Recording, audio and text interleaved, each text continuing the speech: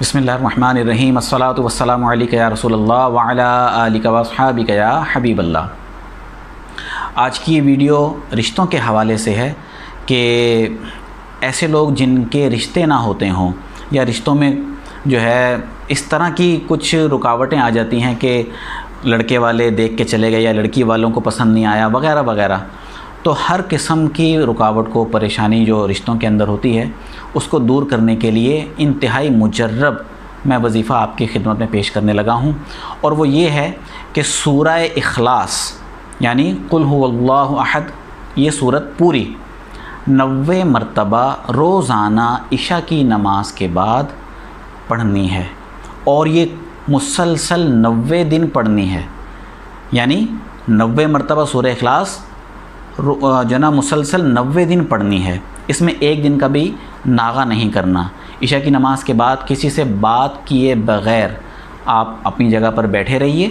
اور 90 مرتبہ سورہ اخلاص کو پڑھیے، 90 دن تک اس کو پڑھنا ہے، تو انشاءاللہ عز و جل اسی دوران رشتے آنا شروع ہو جائیں گے اور اچھے رشتے آئیں گے انشاءاللہ۔ تو اس کی تحقیقات کے بعد پھر جہاں مناسب ہو آپ اپنے بچوں کی شادی کر سکتے ہیں، اور یہ وظیفہ اس نے پڑھنا ہے جس کا رشتے کے اندر رکاوٹ موجود ہو، یعنی لڑکا ہے یا کوئی لڑکی ہے، تو ان میں سے جو بھی رشتوں کے اچھے رشتوں کے خواہاں ہیں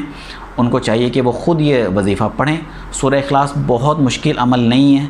آسان صورت ہے، تو اس کو قرآن مجید سے دیکھ کر یا زبانی تو جنا الحمدللہ سبھی کو یاد ہوتی ہے، یہ تو کوشش کریں کہ یہ وظیفہ پڑھ لیں، انشاءاللہ عز و جل رشتوں کی بندش بھی دور ہو جائے گی۔ اور والدین کو چاہیے کہ ایک عمل اور کر لیں، اور وہ ہے کہ ایک مرتبہ روزانہ اپنے بچوں کے اچھے رشتوں کے لیے سورہ یوسف کی تلاوت کریں،